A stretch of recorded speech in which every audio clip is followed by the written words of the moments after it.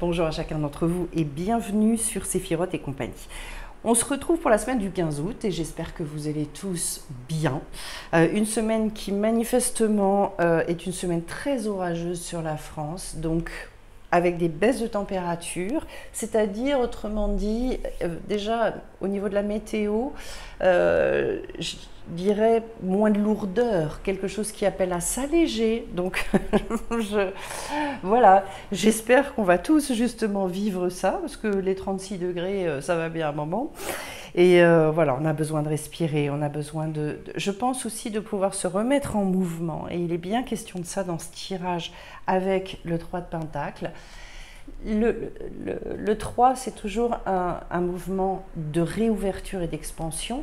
Et comme on est dans la matière avec le Pentacle, ça veut dire je dois repartir, retrouver une énergie qui était peut-être plus là avant, arriver finalement à me réinvestir avec ce petit plus du 3 de Pentacle qui est le fait d'être plus dans l'originalité. En tout cas, l'idée de faire grandir quelque chose. Et pour moi, parce qu'on a le 4 également ici, peut-être de retrouver un équilibre dans notre vie tout à fait quotidienne. Mais je vais commencer avec la carte de l'étoile. Donc cette semaine, je vous invite à, avec cette carte-là, retrouver un esprit très positif, un esprit de grande ouverture et avoir conscience que de toute façon, vous êtes sur votre chemin de vie. Même si vous êtes égaré, même si vous êtes un peu coincé dans un détour, dans un virage de la vie, où vous ne voyez pas grand-chose, où vous êtes dans le brouillard, l'étoile arrivant, ça veut dire qu'il y a une reprise d'inspiration. Ça veut dire aussi qu'il faut peut-être être très attentif aux synchronicités. Parce qu'en fait, à un moment donné, vous savez, les grandes choses, ce qui se déclenche comme ça, et qui va mener à des conséquences de grands changements dans sa vie. Ça se déclenche parfois par des choses très fines et très petites. J'avais témoigné dans une vidéo, je ne sais plus laquelle d'ailleurs, ça fait plus d'1 an de ça, du fait qu'il y a eu un moment où j'ai pensé à mon déménagement, j'ai pensé à un éloignement et à un désir qui est remonté de venir vivre dans le sud de la France. Ça s'est déclenché par un événement complètement entre guillemets anodin. Et cet événement-là, il m'a refait penser à mon désir de venir. Et après, les choses, elles se sont enclenchées. Et ça a été tout s'est fait à une rapidité absolument incroyable. Eh bien, c'est à ça. C'est-à-dire, en fait, il y a des fois cet espoir-là, qui est vraiment aussi le signe de la carte de l'étoile. L'espoir, il renaît et il y a une espèce d'énergie qui vient nous ressourcer. Quand on est vraiment inspiré, on se reconnecte à des évidences et ça nous permet d'aller vers cette carte d'As d'épée qui est le fait de pouvoir faire une percée. Pour moi, c'est très associé au fait de se reverticaliser, c'est-à-dire je me remets debout d'un seul coup. Quand on est dans l'évidence, en fait, waouh, ça doit se clarifier cette semaine. Et donc, là, il y a aussi la notion de retrouver courage, d'être visionnaire, d'être très déterminé avec cette carte-là. C'est pour ça qu'en fait aussi, la baisse des températures, parce que vous savez, les grosses chaleurs, ça ramollit, ça, au niveau de notre énergie aussi, c'est beaucoup plus lourd, on fait les choses avec plus de difficultés, on en fait moins, voilà. Donc du coup, cet As d'épée, il y a un côté aussi... l'image que je vois, en fait, c'est la jeune pousse comme ça, qui vient. Voilà. Il y a une clarification qui doit arriver et qui est vraiment en lien avec votre carte de l'étoile, donc en lien avec votre mission de vie aussi. Et puis derrière, on est sur un 2 de Pentacle. On nous dit bien qu'il faut apprendre à gérer les énergies. Pour moi, en ce moment, il faut prioriser. C'est très, très important. Faites-vous des listes sur toutes les idées qu'on a et les envies. En fait, il y a besoin d'organiser, il y a besoin d'être très clair. Vous voyez, j'ai Pentacle, Pentacle, Pentacle. À un moment donné, en fait, et plus on veut aller au bout aussi de certaines ambitions, plus c'est nécessaire de prioriser, de dire bon, ça c'est pas pour maintenant, ça c'est pas entre mes mains, ça c'est etc., etc. Et donc qu'est-ce que je fais ?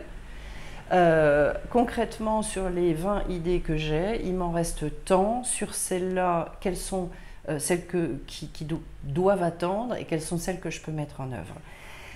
Jongler avec les énergies, c'est aussi faire attention à, je dirais, sa fatigue, sa santé. Vous voyez comment ça vous parle, mais de toute façon, on est aussi dans le fait de, pour moi, être très très attentif en ce moment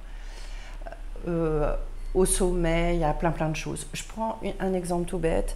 Avec la température qu'il fait aujourd'hui, je ne peux plus faire mes grandes marches. Je faisais plusieurs kilomètres par jour et il fait trop chaud. Ça n'est plus possible, surtout après le Covid que j'ai eu. La fatigue est trop importante. Et donc, en fait, j'ai dû ponctuellement, momentanément, mais accepter ça. Et du coup, réorganiser, en fait, la structure de mon quotidien pour me réadapter le temps que je retrouve une forme nécessaire pour pouvoir voilà, faire mes marches parce que j'adore et que quelque part, je ne vais pas dire ça me manque parce qu'il fait trop chaud, mais en revanche, oui, dès que je vais pouvoir, je vais les reprendre. Et vous voyez que le but avec le 4 de Pentacle, c'est vraiment justement de retrouver ce côté stabilité, c'est un socle.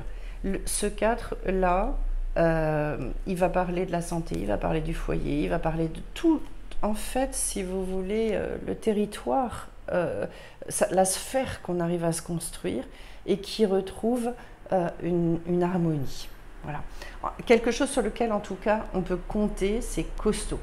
Et donc, alors ça, c'est dans son aspect positif. Dans son aspect négatif, c'est aussi la peur de perdre certaines choses. Et c'est vrai qu'en ce moment,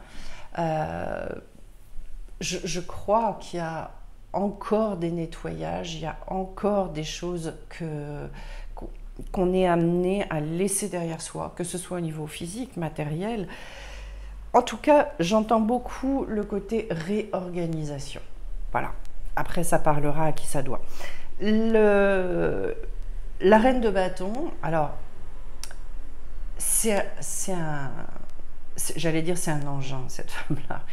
Oui, la reine de bâton, elle a une personnalité extraordinaire et surtout, elle n'a aucun complexe. Donc en fait, et c'est intéressant parce que juste derrière, j'ai un 9 de coupe qui est quand même un degré, comment est-ce que je peux dire ça, qui nous parle de tous les deuils à faire et de laisser apparaître une nouvelle dimension. Comment est-ce que ça arrive? On va le voir avec les deux cartes autour, mais c'est parce que en fait, cette femme-là, elle est capable de faire refleurir des déserts. Et donc, il faut aller regarder dans vos vies, et ça c'est intéressant, ce qui me vient, c'est de regarder dans vos vies ce qui est en friche, ce qui semble mort, et qui pourtant génère une tristesse. Vous savez qu'il y a un manque par rapport à ça. Et que peut-être c'est quelque chose que vous avez laissé très longtemps de côté dans votre vie. Eh bien, par rapport à ce manque-là, eh bien, oui, je vais aller regarder et faire le travail du 9 de coupe. C'est fou, en ce moment, le nombre de personnes qui me disent « mais je me rends compte qu'en fait, j'avais justement tel rêve, telle envie, et en ce moment, ça vient me titiller, ça vient me chercher pour que effectivement je le réalise. » Le 9 de coupe, je vous le disais, en fait, c'est la fin d'un cycle émotionnel. Et donc, en fait, pour certains, ça peut être le besoin de lâcher prise par rapport à ce qui a été vécu, par rapport à... Vous savez, je prends un exemple tout bête. Il y a des gens qui ont vécu des expériences amoureuses et puis des fois des déserts sentimentaux. Et à un moment donné, en fait, il y a quelque chose qui renaît et qui revient. Mais dans leur manière de fonctionner, ils sont... quand je les entends parler, en fait, ils ont en référence presque permanente ce qui a été vécu avant.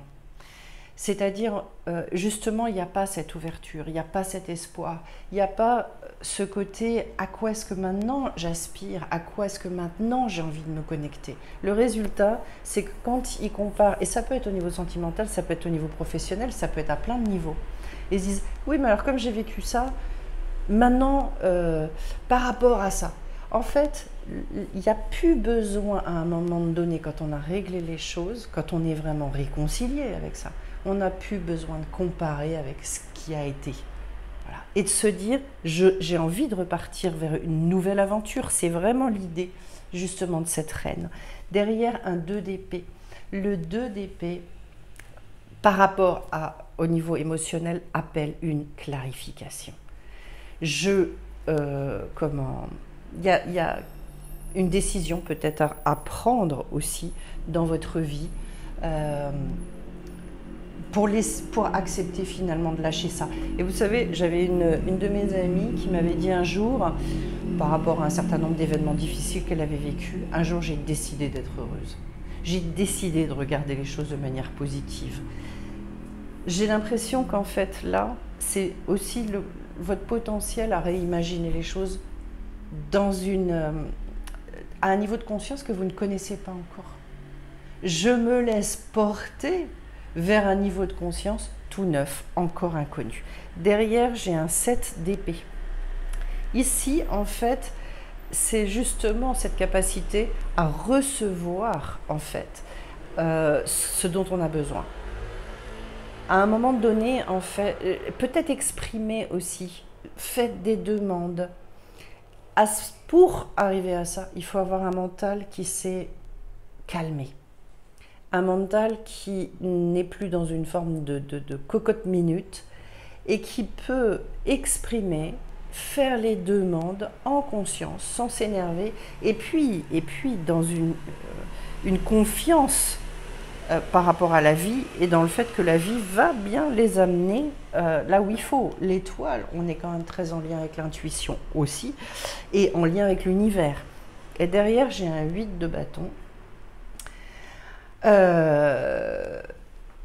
Ici, on est sur quelque chose un changement relativement rapide qui va demander de se concentrer, de se focaliser sur ce que l'on veut. C'est pour ça qu'il faut l'avoir défini, c'est extrêmement important. Et là, la puissance, elle peut s'exprimer, mais c'est une puissance qu'on exprime sans force, sans la violence, sans quand je dis la violence, c'est-à-dire sans faire la force du poignet, sans essayer de faire plier les événements de la vie à notre volonté. C'est une grande sagesse déjà, ça. Et puis derrière, donc, j'arrive au 2 de bâton, où on vous dit préparez-vous à expérimenter, parce qu'en fait, avec ce 2 de bâton, on spécifie les choses dans la créativité. On n'en est pas au stade encore où on va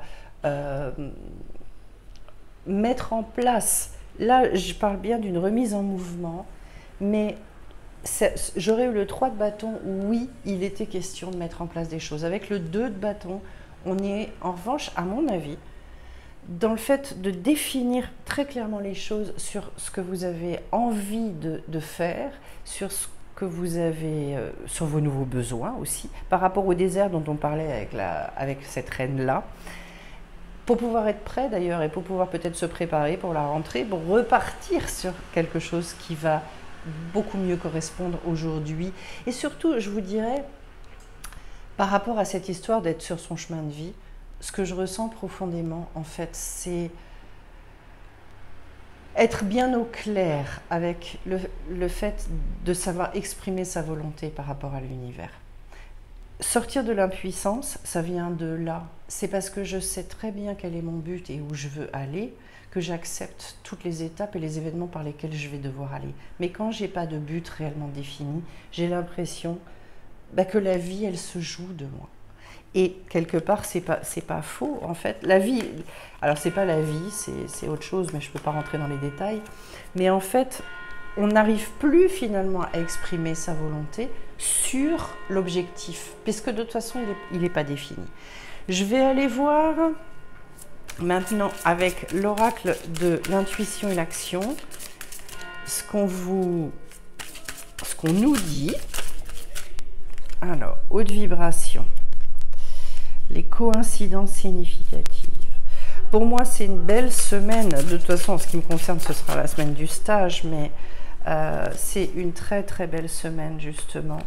Et soyez reliés à votre son. Alors, quand j'ai 3 cartes comme ça, Ça veut dire c'est vraiment dans votre relation, vous, le monde, vous, enfin l'univers, haute vibration, autrement dit, un besoin d'être très à l'écoute, de travailler beaucoup, beaucoup avec son intuition, d'aller rechercher justement ce changement de plan de conscience, de regarder les choses différemment, comme si vous preniez à l'image de l'aigle une espèce de recul absolument incroyable, et que vous vous connectiez à des énergies qui sont différentes. Regardez, faites le tri dans votre vie de toutes les vibrations basses, toutes les choses avec lesquelles vous vous nourrissez qui vous alourdissent. Les coïncidences significatives, ça veut dire que la vie, elle est vraiment en train de vous envoyer justement des messages. Encore faut-il être suffisamment apaisé pour les capter, pour les voir simplement. Il y a des personnes qui me disent on m'en envoie pas. Ça n'est pas possible. Ce qui est très possible en revanche, c'est d'être trop mal pour les regarder, trop mal pour les voir. Et puis derrière, j'ai soyez relié à votre centre. Donc justement, ce besoin d'alignement, mais le centre qui en nous est calme, le centre qui en nous est apaisé. Et c'est à partir de là qu'on peut faire refleurir justement tout un tas de choses. Le message là, il est extrêmement clair. Je voulais également, avec l'oracle des énergies lumineuses, aller vous chercher, hop, puisque c'est aussi par chakra. Alors le premier, ça va être la réalisation de soi. Voilà, on est vraiment...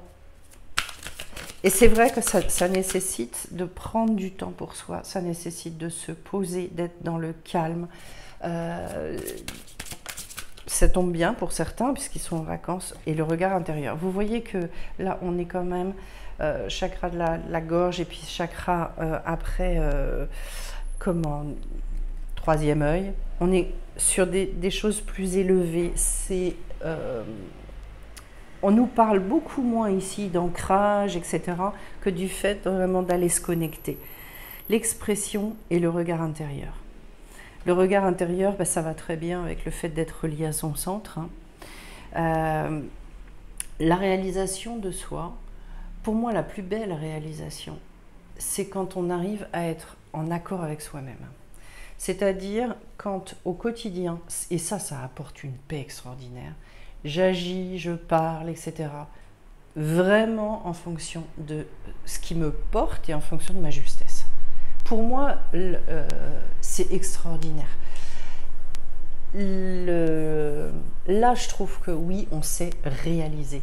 C'est-à-dire qu'en fait, on arrive à mettre à l'extérieur ce que l'on porte à l'intérieur de soi. Et ça, c'est une joie inégalée. Parce qu'il n'y a pas de regret, il n'y a pas de doute.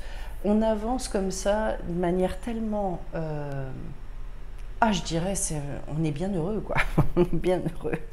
Voilà, c'est une piste de réflexion. Ensuite, l'expression. Le fait de dire aussi. Et je vous dirais, ne gardez pas les informations négatives pour vous. Traitez-les, exprimez-vous, sortez. Alors, c'est particulièrement important quand on a beaucoup d'idées, quand on a le bouillonnement mental dont je vous parlais, de ne pas garder toutes les idées à l'intérieur de soi, parce qu'au bout d'un moment, en fait, c'est très lourd. L'expression, c'est cette capacité à sortir. Pour la première fois, d'ailleurs, je le vois et je l'entends comme exprime, sors la pression, en fait, sors tout ce qui peut te créer une tension intérieure. Et traiter la tension que l'on a, la tension en deux mots que l'on a à l'intérieur, c'est hyper efficace de parler. D'ailleurs, quand vous n'êtes pas bien, souvent, on a besoin de parler. Alors on appelle le bon copain, mais il faut que ça sorte à un moment donné. Quand on garde pour soi, c'est vachement plus compliqué. Manifestement, un besoin d'exprimer les choses par rapport à un regard intérieur, par rapport à sa justesse. Pour moi, en ce moment aussi, et pour ceux qui peuvent le faire, parce que c'est pas toujours évident quand on va pas bien, mais le fait de méditer, le fait de passer du temps avec soi, ça me semble être quelque chose d'hyper intéressant. J'ai la notion de guérison sacrée qui vient. ensuite, j'ai... ici, je l'ai, et un nouveau départ. La guérison sacrée, ce qu'il y a d'intéressant, c'est de nous rappeler que la guérison, elle n'est pas entre nos mains. Vous faites votre part et la vie, elle va vous amener la guérison que vous attendez. Le côté sacré, c'est de savoir se relier finalement à des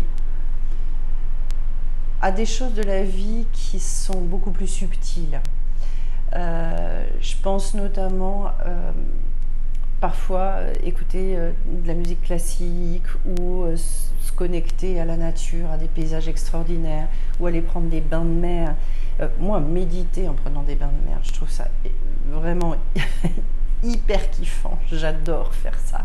Quand on est dans l'eau, vous faites la planche, et vraiment de plonger et d'aller dans l'eau de mer comme ça, pour moi, c'est une vraie renaissance à chaque fois. La guérison sacrée, c'est tout ça, en fait. Et en fait, l'alchimie, le travail, il se fait sans qu'on ait grand-chose à... Nous, on n'est pas là en train de pédaler pour que ça s'opère. Non, ça s'opère, voilà. Derrière, la carte de l'enracinement, c'est intéressant de nous rappeler ça, parce que vous voyez, j'avais beaucoup d'énergies qui sont des énergies très très hautes. Et je trouve ça intéressant de nous dire, c'est tout ça qu'il faut réussir à mettre dans la matière. C'est-à-dire ne pas rester que là-haut, mais revenir aussi à ce que tout ça porte du fruit, à l'image d'ailleurs de la reine de bâton. C'est-à-dire tout ce que je mets en place, je réalise au niveau d'un travail plus intérieur, qui est là, eh bien ça doit s'alchimiser pour que ça porte du fruit dans ma vie de tous les jours. Ça doit amener à un nouveau départ. Quelque chose qui redémarre complètement différemment. Et pour ça, ce sont des choses qui sont inhérentes à des changements de plan de conscience. Beaucoup de personnes essayent par exemple de maigrir, alors s'imposent des régimes, essayent ou du sport ou du machin. Elles vont s'imposer certaines choses, elles vont se redonner des injonctions pour atteindre un objectif. Sauf que comme elles n'ont pas changé de plan de conscience, en fait, ce qu'elles viennent se réimposer derrière, ça va capoter. Parce qu'elles s'imposent, on va dire, certaines règles qui les amèneraient là, et le plan de conscience, il est ici. Et donc, il y a une espèce de dissonance, de distorsion entre les deux. Le résultat, c'est que ça craque, ça ne tient pas. Le vrai nouveau départ, c'est quand on arrive à mettre dans la matière, parce qu'en fait, on a changé ce plan, on a une conscience qui est beaucoup plus élevée, et donc, derrière, on arrive à vivre. Je vous prends, et je finis par ça, un dernier exemple. Quand vous êtes en face de quelqu'un qui vous attaque, entre guillemets, qui vous critique, et puis qui est relativement vindicatif, désagréable avec vous, etc. Le must, l'idéal, c'est de se taire et de dire « je ne rentre pas là-dedans, ça ne m'intéresse pas, ça n'est pas mon problème ». La seule chose, c'est que pour pouvoir bien le vivre, et pour que ce soit juste, il y a un impératif. L'impératif en question, c'est justement de ne plus être sur le même plan de conscience que la personne que vous avez en face de vous. Si vous êtes sur le même plan, vous aurez l'impression de vous faire avoir, de vous faire encore marcher dessus, vous allez bouillir intérieurement, vous allez vous en vouloir, ça va être compliqué. Parce qu'en fait, il y a une colère, il y a un sentiment d'injustice à faire sortir. En revanche, si vous avez conscience que tout ça, c'est ridicule, que tout ça ne vous concerne pas, et que vous vous dites, non, mais définitivement, c'est le problème de l'autre, vous n'aurez aucun mal à ce moment-là à passer outre. Je vous prends cet exemple-là parce que je pense qu'il est primordial pour se dire où est-ce que j'investis mon énergie, où est-ce que je suis concernée et où c'est vraiment mon problème, et où est-ce que je ne suis absolument pas concernée, et donc je me détache de cette chose-là. Ce que je vous dis là, pour moi, c'est un conseil primordial. Voilà, bah écoutez, j'ai extrapolé, un peu comme d'habitude, mais bon, c'est comme ça. J'espère qu'en tout cas, ce tirage vous aura parlé. D'ailleurs, je vous dis que en dos de deck, j'avais l'éveil de conscience quand même, hein, donc on est bien dans le thème. Et puis, je vais vous souhaiter à tous une très très belle semaine. J'espère vous retrouver avec plus de fraîcheur la dernière fois. Vous avez vu que les vidéos sont moins nombreuses en ce moment parce que je suis extrêmement occupée et que cette semaine, je vais avoir mon stage. Donc, il n'y aura pas ni de live, ni quoi que ce soit. J'espère que vous retrouvez en revanche pour le week-end prochain. Et puis, je vous envoie à tous plein de lumière. Je vous embrasse bien fort. Et puis, à plus tard. Au revoir.